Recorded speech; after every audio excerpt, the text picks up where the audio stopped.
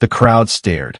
A filthy man, barefoot and wrapped in nothing but a ragged cloak, stood in the middle of the Athenian marketplace at noon, holding a lantern that glowed weakly in the sun. He raised it high and shouted, "I am looking for an honest man." People laughed. Some threw pebbles. Others whispered that he was insane. But this man, Diogenes of Sinope, didn't flinch. He stared back at the crowd with eyes that burned brighter than his lamp. This was no ordinary beggar. This was the man Athens would soon call the dog. To understand why Diogenes walked with a lamp in daylight, you have to understand the world he was rebelling against. It was the 4th century BCE, the age of Plato, Aristotle, and the last fading glory of Athens. Philosophers debated about virtue, justice, and the perfect state. But Diogenes saw something they didn't. He saw hypocrisy. He believed Athens was drowning in lies, that its citizens were slaves to money, luxury, and false pride. So he made it his mission to live the truth, even if it meant becoming a living insult to everyone around him. He slept in a broken clay jar near the marketplace. He begged for food from strangers, and he mocked anyone who pretended to be civilized. When people asked him why he lived like a dog, he said calmly, "Because dogs are honest. They don't lie. They don't flatter kings." It was philosophy turned into theater, and Athens was his stage. Diogenes hadn't always been this way. He was born in Sinope, a wealthy Greek colony on the Black Sea. His father, Hystales, was a banker, until both were accused of defacing the city's coins. Diogenes fled in disgrace, penniless, branded a criminal. But what others saw as ruin, he saw as freedom. He wandered to Athens, where he met Antisthenes, a student of Socrates.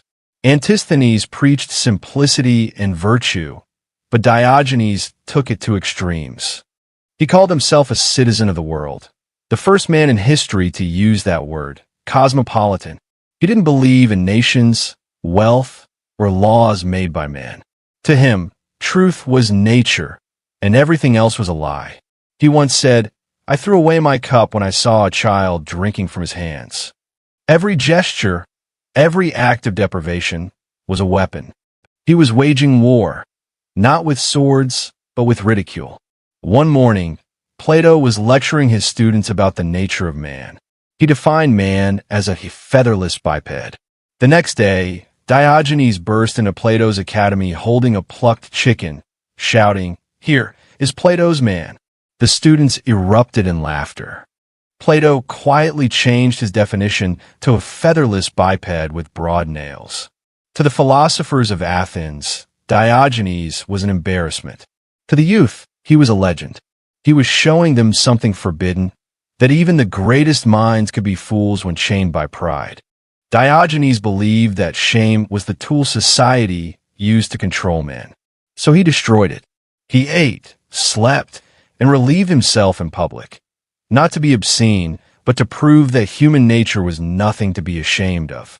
When asked where he came from, he said, "I am from nowhere. I belong to the world."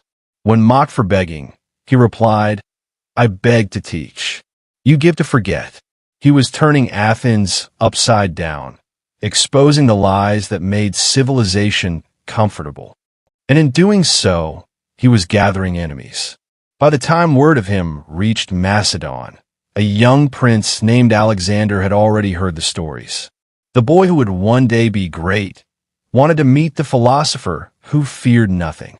He would soon ride into Athens, searching for the man who lived like a dog. The soldiers entered the marketplace first, young, proud, their armor glinting in the Athenian sun. Behind them rode a figure whose presence seemed to silence the entire city. Alexander of Macedon, not yet 20, already conqueror of Greece. He had come to see the madman of Athens.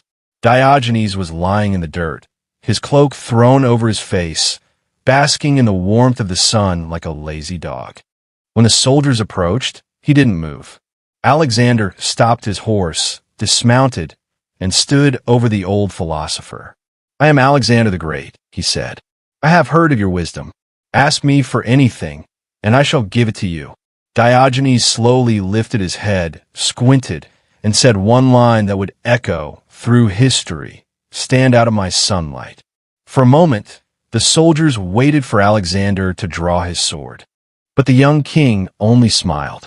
He turned to his men and said, "If I were not Alexander, I would wish to be Diogenes." That day, the most powerful man in the world bowed, not in fear, but in respect, before the poorest one. This meeting became legend, but it was more than wit. It was rebellion. Diogenes wasn't just mocking kings. He was challenging the entire order of the ancient world, including the gods themselves. He once entered a temple, spat on the floor, and when priests shouted at him, he said calmly, "I could find no place more fitting to spit than the house of the hypocrites." He broke statues of gods, mocked sacrifices, and declared that Zeus himself was no better than a man who desired power. To the priests, he was dangerous. To the rulers, he was contagious. He was infecting the youth of Athens with an idea that no city could control, that freedom meant not obeying anything, not wealth, not rulers, not even gods. The people called him the dog, cynic in Greek, and he embraced it. He said, "Yes, I am a dog. I fawn on those who give. I bark at those who refuse, and I bite the wicked." This wasn't just arrogance. It was the birth of a movement, cynicism, a way of life that rejected materialism and moral pretenses. He believed that virtue could only be found in simplicity, that man should live like nature intended, without greed, without shame, without false honor. When people asked what he gained from living like this, he smiled and said, "I have nothing to lose." He owned only a cloak, a staff, and a small bag, until one day he saw a boy drinking water with his hands. He threw away his cup and laughed. "Even a child lives better than Diogenes," he said. But his defiance had a cost. He was dragged before the city magistrates after mocking the Eleusinian mysteries, sacred rituals tied to Demeter and Persephone. He had imitated the ceremony in the streets, declaring that the gods were nothing but inventions to frighten the weak. The priests called for his exile, but the people, curious, entertained, and secretly inspired, refused to condemn him. He walked free again, and on the same night, someone saw him kneeling before a broken statue. When asked why, he said, "I'm practicing how to beg without reward." It was his way of saying belief, prayer, obedience, all were illusions. In private, he spoke to those who would listen, usually the young and restless. He told them that truth was not in temples or scrolls, but in courage, the courage to be despised. "Do you want to be free?" he asked one night. "Then stop fearing the opinion of others." He told them that laws, money, and even morality were chains forged by the weak to control the strong. "Man is born free," he said, "but spends his life polishing his cage." These words would later be banned, rewritten, and buried because they threatened the foundation of Greek order. But at that moment, under the stars of Athens, Diogenes spoke as if he were the last free man on earth. The night air in Athens was heavy with rumor. They said Diogenes had gone too far this time, that he'd insulted not just the priests or philosophers, but the very fabric of the city itself. He had stood in the agora, surrounded by curious faces, and shouted, "Your temples are prisons. Your statues are lies. The gods you worship are your own fears, carved in stone." It was the ultimate act of defiance, and it could have cost him his life. But Diogenes didn't care. He wanted to destroy the illusion that made people slaves. He wanted to prove that truth could only survive once every false god and every false virtue was torn down. The Athenian assembly met the next morning. Some wanted him exiled, others feared making a martyr of him. He was summoned before the council, the same city that had executed Socrates decades earlier for corrupting the youth. When asked if he denied the gods, Diogenes laughed. "I deny nothing," he said, "but I see no gods worth worshipping." "Then you are impious, a magistrate said. "No," Diogenes replied. "I am honest." The council hesitated. The crowd outside cheered. The same city that had killed Socrates now stood mesmerized by another rebel, one who didn't plead for his life, but mocked the entire idea of judgment. They released him not out of mercy, but fear. How do you punish a man who desires nothing? In the years that followed, Diogenes' words began to spread, copied secretly by students, smuggled across the Aegean, written on wax tablets under false names. The scrolls of the dog, they called them. Teachings that claimed civilization itself was the source of human misery. One surviving fragment would later read, "Man is not born to serve gods or kings, but to live by reason alone. The one who obeys is already dead." It was a message so radical that later philosophers tried to erase it. The Stoics, who came after him, admired his courage but buried his blasphemy. They kept his fire but hid the flames. And yet, whispers of the banned teachings persisted. In the slums of Corinth, in the alleys of Thebes, young men repeated his words under the stars. Live like dogs. Fear no one. Bow to nothing. Old and thin, Diogenes left Athens and began to wander. He begged in Corinth, slept by the docks, and taught those who would listen, sailors, thieves, prostitutes, and outcasts. He told them, "The wise man lives with gods, because he needs nothing from men." But his body began to fail. Years of hunger, cold, and disease had turned his frame into bones and skin. Still, he smiled at anyone who pitied him. When a merchant offered him food, he replied, "If you can buy hunger, I will take it. Otherwise, leave me my freedom." One morning, as the harbor filled with ships and shouts, Diogenes was seen sitting beside a pile of bones. Someone asked him what he was doing. He said, "I'm looking for the bones of your father, but I can't tell them from the bones of a slave." It was the last forbidden lesson, that death erases every title, every lie, every illusion of superiority. By evening, he lay still beside the barrel that had once been his home. Some say he died of disease. Others say he held his breath and chose his moment. When his followers came, they found a small message scratched into the earth beside him. "Bury me face down. The world is already upside down." Athens tried to forget him.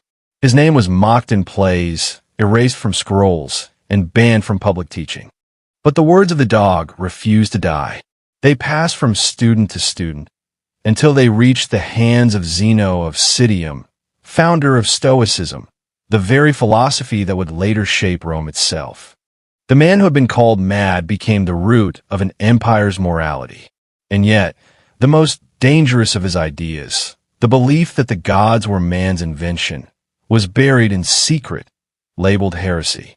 Only fragments survive today, but every so often, a phrase appears in the writings of later thinkers, echoes of the dog who mocked kings and gods. Years passed. The world changed, but the legend of the dog of Athens only grew. In Corinth, where the winds carried tales of empires and kings, men still whispered of the day when the greatest conqueror bowed before a beggar. But the true meeting between Diogenes and Alexander was far deeper than history remembered. It was not just a witty exchange between a philosopher and a king. It was the collision of two worlds, power and wisdom, empire and freedom. It was said that after conquering Persia, Alexander returned through Greece before his campaign east. Curious once more about the strange philosopher who had once defied him, he sought Diogenes again, this time not as a youth but as a ruler who had seen the world burn. He found him, as before, sitting in the dirt, surrounded by stray dogs and children. No crown, no robe, no disciples, just the same tattered cloak and a half-smile. Alexander dismounted and said, "Old man, I have conquered from the Aegean to the Industry." "What have you conquered?" Diogenes looked up and replied, "I have conquered the need to conquer." For a long moment, neither spoke. The sound of the sea filled the silence, waves against stone, like time itself laughing at their pride. The question of power Alexander, who ruled half the known world, was shaken by that answer. He sat beside Diogenes and asked, "Is there no virtue in greatness? No glory in ruling men?" Diogenes smiled faintly. "To rule others is easy," he said. "To rule oneself is rare." Alexander frowned. "Then you would have all men live like dogs." "Better dogs than slaves," Diogenes said. "The world calls me mad because I live without gold, without gods, without masters. But tell me, Alexander, are you free? Or are you just obeying your own hunger for more?" The young conqueror had no reply. The conversation drifted into the afternoon. Alexander asked him about happiness, virtue, and the gods. Diogenes answered each question with a sting of truth. "Do you not fear death?" asked Alexander. "I fear only dishonor," said Diogenes. "And that is why I live as I please." "Would you not trade your rags for my throne?" the king teased. Diogenes laughed. "Would you not trade your throne for my peace?" The soldiers nearby tried to hide their laughter, fearing the wrath of their king. But Alexander only smiled, as though he'd glimpsed something he'd never possessed, serenity. He said softly, "You live as though you are a god." "No," said Diogenes. "I live as though gods are unnecessary." It was the one statement Alexander could not forget. Years later, when Alexander campaigned in India, he met the gymnosophists, naked philosophers who meditated under the sun. They lived much like Diogenes had, free of possessions, ruled only by discipline and thought. Alexander laughed when he saw them. "Ah," he said to his generals, "these are Diogenes multiplied." But one night, under the endless Indian sky, Alexander confessed to his closest companion, Hephaestion, "Perhaps the dog was wiser than all of us. He ruled nothing, yet lacked nothing." The next morning, he ordered a copy of Diogenes' sayings to be inscribed on a bronze tablet, a secret relic he carried through his final campaigns. It was said he kept it beside his sword. When news of Diogenes' death reached Alexander, the king stood silently for a long time. He whispered, "A son has gone out of Greece." Not long after, Alexander himself would die, far from home, surrounded by wealth and gods that could not save him. And as legend tells, when his body was prepared for burial, the bronze tablet lay beside him, engraved with the last words of the man he once met under the sun. "The man who needs nothing cannot be conquered." That was Diogenes' final victory. Not over Athens, not over kings, but over desire itself. Centuries passed. Empires rose and fell. The names of kings faded into dust, but the words of Diogenes survived, carried like sparks through the ages. From the ashes of Athens, his defiance became a philosophy. From the fragments of his teachings, cynicism was born, then reshaped by Stoicism, and later echoed in the whispers of Christian monks, Roman skeptics, and even the Enlightenment thinkers who questioned the church itself.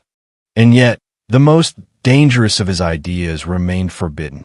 The idea that a man could live without gods, without masters, and still be free. Historians tell us that Diogenes left no books, but hidden among the surviving texts of later philosophers are strange, unsigned fragments, scraps of speech that bear his unmistakable tone.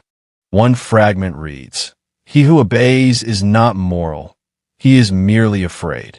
Another, "The temple is not the home of gods, it is the prison of men."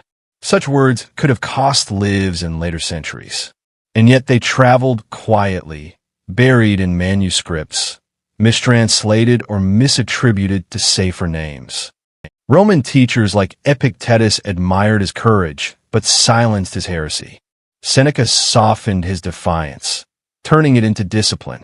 Even Marcus Aurelius, emperor and Stoic, quoted him, but never dared mention his rejection of divine law.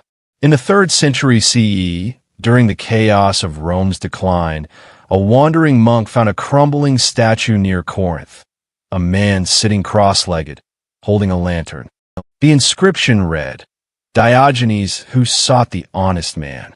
The monk, fascinated, carried the story east to Byzantium, where early Christian ascetics compared him to the saints, a pagan who had lived in absolute poverty, untouched by the world's temptations. But they edited his story. They erased his blasphemies, softened his defiance, and called him a holy fool. In their retellings, Diogenes became something else, a madman redeemed by humility, not rebellion. The world had taken his fire and turned it into candlelight. Centuries later, in 1214 CE, a Byzantine scholar named Theophilus of Mytilene claimed to have found a chest of decayed papyri near the ruins of Sinope, allegedly containing sayings of the dog. Most were unreadable, but one sentence survived, faint and scorched by time. If the gods command what is good, then they are unnecessary. If they command what is evil, then they are unworthy. The church quietly suppressed the document. Theophilus was excommunicated. The scrolls disappeared. But his private letters, preserved in monasteries, confirmed one thing. The banned teachings of Diogenes had survived for nearly 1,500 years. Today, the world remembers Diogenes as a strange old man with a lamp, searching for an honest soul. But behind that image lies a truth that civilization has never fully digested. He wasn't just mocking Athens. He was mocking every system that ever claimed to own truth. Religion, politics, empire. To him, all were illusions born from human fear. In a time when gods ruled cities, he taught men to be gods of themselves. In a world obsessed with control, he showed that the only true power was self-mastery. And in an age of lies, he lit a lamp, not to find an honest man, but to prove there were none. Historians believe that when his body was burned, his followers scattered the ashes at sea, so no city could claim to own him. No grave, no temple, no shrine, only a memory drifting like smoke. And yet, whenever a man questions his rulers, his gods, or his world, a faint light flickers again. The same light that once burned in the marketplace of Athens. The lamp of Diogenes still glows, searching, mocking, revealing. Because perhaps the honest man he sought was never another person. Perhaps it was the part of ourselves we spend our lives running from.